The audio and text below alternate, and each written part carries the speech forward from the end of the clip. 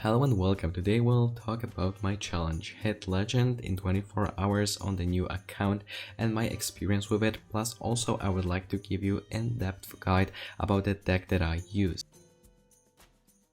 First fun fact, I already managed to hit legend in 24 hours on the new account during the Rust Against Rumble, so I knew that this is possible, but it was a little bit harder with the token Druid deck rather than with a midrange hunter. It took me around 3 hours in order to create the deck that I want to use, and also there are a few hidden quests that you want to complete in order to open more packs to create a deck. Also, if you do not notice, if you are a new player and you just created the account, you start at the rank 50, not 25, and then every single time when you will hit like rank 35, 30, 35, 30 and 25, you will get more packs to open. I use them in order to just craft more cards. Here you can see the statistics. The win ratio is so high because I played all lower ranks and it was really easy to win.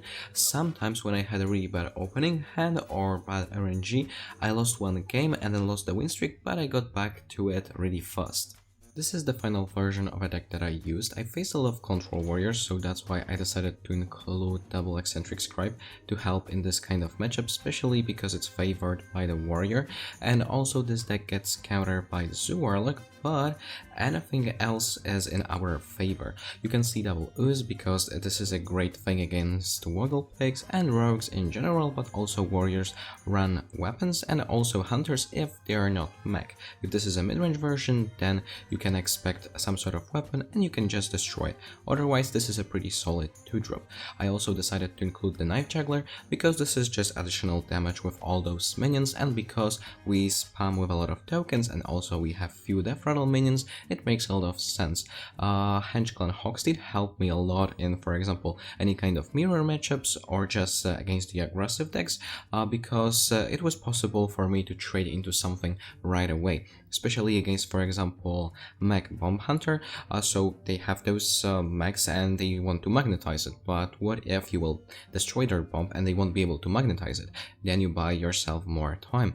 You might think that this deck is pretty expensive, but you got Wargut for free, so actually this whole deck costs 2k dust. You want to always keep the Acorn Bearer, and Mekaru will also help most of the time. Against the Control Warrior, you want to mulligan heavily for the Whispering Woods. Sometimes you also want to keep Soul of the Forest because you will be able to secure your board and also keep the Forest's aids. You might think like, this is a really expensive mulligan, why would I ever do this kind of thing? It really helps a lot because you will be able to create the board and then burst them. Those small minions are not always the win condition. Playing on curve is sometimes not the best idea. Against the aggressive decks, that's a completely different story. You still want to keep the Whispering Woods because this is the best card in your deck, and also if you will also look at the mulligan win ratio, you always want to have it against, for example, mirror matchups. So if you will see another Druid, you really want to keep swipe because then you will be able to deal with it. But also against any other aggressive or like tempo deck, like rogue, you want to just play on curve, so this means that you will keep the Acorn Bearer, Mekaru into Dreaming Guardians, Henge Clan Hogsteed or Knife Juggler, and then as a follow-up you will have a Microtech Controller. There are still a few cards that you want to include or just test out in this deck. So for example, if you are missing something, you can replace it. Like Evil Cable Rat is already a viable option because you prefer to play it over the hero power on turn 2 because you will develop a minion, and also you won't decrease your hand size, which is super important if you've got Whispering Woods and just want to play it on turn 4 or 3 with the coin. Crystal Song Portal, that's another really powerful and good refill, even if you will get random cards and they might not be as that powerful. It's still a really good option because most of the times you will get free cards for 2 mana, and also you will get more cards into your hand, which means that Whispering Woods will be better. You will just get more wisps. In the end I decided to cut landscaping, but this card is super important. My version is pretty heavy, but landscaping synergizes really well with the Wargut, also with the Knife Juggler, because you can play this on the following turn in order to get 2 juggles, so this card is amazing. Mark of the Loa, but this thing works mostly if you've got Keeper of the Cylinders, so I include this in the full version, not in the budget one, because I think you just missed the opportunity to get bigger benefit. Tendering Tauren, I think in my opinion this might be way better than Eccentric Scribe because it's more flexible. I really love the choose one, because if you want to adapt to a situation like be more aggressive, you can just buff your minions. If you want to develop more minions on board, you can choose a different strategy.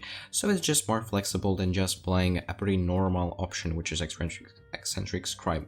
And on top of it, if you face a lot of aggressive decks or just you want this big boy, Mulch Muncher is a really good option, especially if you have the landscaping and Soul of the Forest in hand, or you just already play this. Mulch Muncher will almost go 0, and also on top of it you can play this after the Forest's aid in order to just deal even more points of damage for a really cheap cost. Upgraded version is not super expensive because you can see only one additional legendary, which is Keeper's Talandris, and the build is slightly different because we have more choose one cards like Wrath and also Mark of the Loa. Both things worked pretty well because Wrath, if you will fall a little bit behind on board, I mean, like for example your opponent will be a Tempo Rogue and they will play a free drop which will be SI7 agent, at least you will be able to kill it or maybe just get additional card, but it's mostly intended to play this with the Keeper of the Cylinders. And Mark of the Loa, it's usually better to get Raptors rather than just buff one of your minions, but if you play against the aggressive deck, once again you can just taunt yourself up, protect other stuff and continue race to the face. And just like I said, Tendering Tauren, a really good option with all those tokens around, but also you can just develop. Thank you very much for watching. Let me know if you like this kind of formula or this kind of videos, so I might make more of them in the future.